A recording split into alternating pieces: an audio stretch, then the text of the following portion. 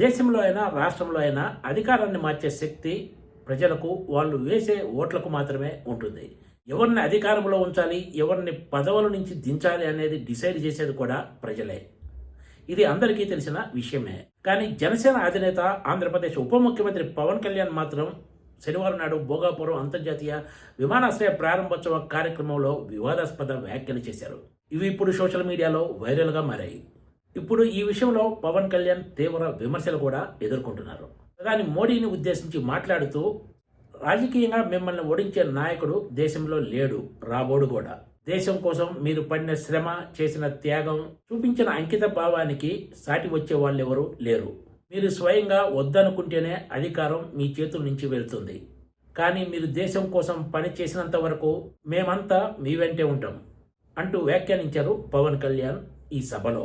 TDP అధినేత చంద్రబాబు నాయుడు, జనసేన అధినేత పవన్ కళ్యాణ్లు ఎవరికి మద్దతు ఇవ్వాలనేది పూర్తిగా వాళ్ళ ఇష్టమే. కానీ ఎవరినైనా, అది రాష్ట్రంలో అయినా దేశంలో అయినా, అధికారంలో ఎవరిని ఉంచాలనేది నిర్ణయించేది ప్రజలే. కానీ ఇక్కడ పవన్ కళ్యాణ్ మాత్రం కేవలం మోడీ వద్దనుకుంటేనే అధికారం ఆయన చేతుల నుంచి వెళుతుందని చెప్పడం ఇప్పుడు తీవ్ర వివాదాస్పదమవుతుంది. పవన్ కళ్యాణ్ వ్యాఖ్యల వెనుక ఎజెండా ఏమై ఉంటుందా అన్న చర్చ కూడా రాజకీయ వర్గాల్లో పెద్ద ఎత్తున సాగుతోంది. ఏ నాయకుడైనా సరే తనకు అధికారం వద్దనుకుంటారా అన్న ప్రశ్న కూడా ఉదయిస్తుంది. పవన్ కళ్యాణ్ తన వ్యాఖ్యల ద్వారా ప్రజలకు ఎలాంటి సంకేతం పంపదలుచుకున్నారో అర్థం కావడం లేదని కొంతమంది నాయకులు వ్యాఖ్యానిస్తున్నారు. ఎన్నికల వ్యవస్థపై అనుమానాలు కలిగించేలాగా పవన్ కళ్యాణ్ వ్యాఖ్యలు ఉన్నాయనే చర్చ కూడా సాగుతోంది. ఇప్పుడు ఢిల్లీలోని జంతర్ మంతర్ దగ్గర ప్రధాని నరేంద్ర మోడీని యువత తిట్టినప్పుడు తనకు కన్నీళ్లు వచ్చాయని, హృదయం బరువెక్కిందంటూ పవన్ కళ్యాణ్ భోగాపురం ఇంటర్నేషనల్ ఎయిర్పోర్ట్ ప్రారంభోత్సవ కార్యక్రమంలో మాట్లాడుతూ వ్యాఖ్యానించారు.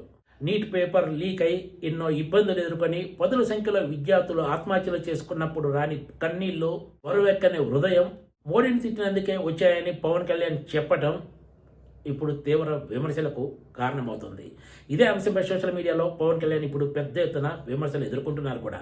పవన్ కళ్యాణ్ మాటలు చూస్తే ఆయన బాధితుల పక్షం వైపు కాకుండా నీట్ పేపర్ లీక్కు కారణమైన ప్రభుత్వ పక్షాన నిలబడినట్లు స్పష్టంగా కనిపిస్తోంది.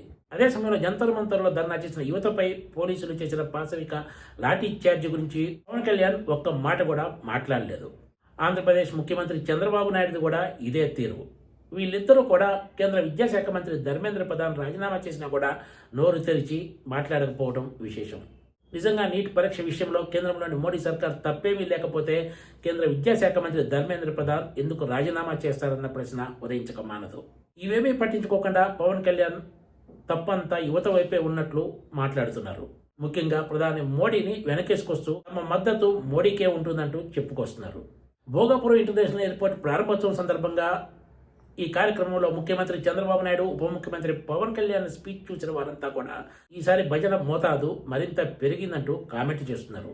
నీట్ పేపర్ లీక్తో పాటు వివిధ అంశాల కారణంగా దేశవ్యాప్తంగా ప్రధాని మోడీపై వ్యతిరేకత విపరీతంగా పెరుగుతుందని చర్చ సాగుతున్న వేళ ఆంధ్రప్రదేశ్కి చెందిన కీలక నేతలు అంటే ముఖ్యమంత్రి చంద్రబాబు నాయుడు, ఉప ముఖ్యమంత్రి పవన్ కళ్యాణ్ ఇద్దరూ కూడా మోడీని ప్రశంసించే విషయంలో పోటీ పడ్డారనే చెప్పొచ్చు. రాబోయే రోజులు ఇది రాజకీయంగా ఎవరిని దెబ్బతీస్తుందనేది కూడా ఇప్పుడు అందరిలో ఆసక్తి రేపుతున్న అంశం.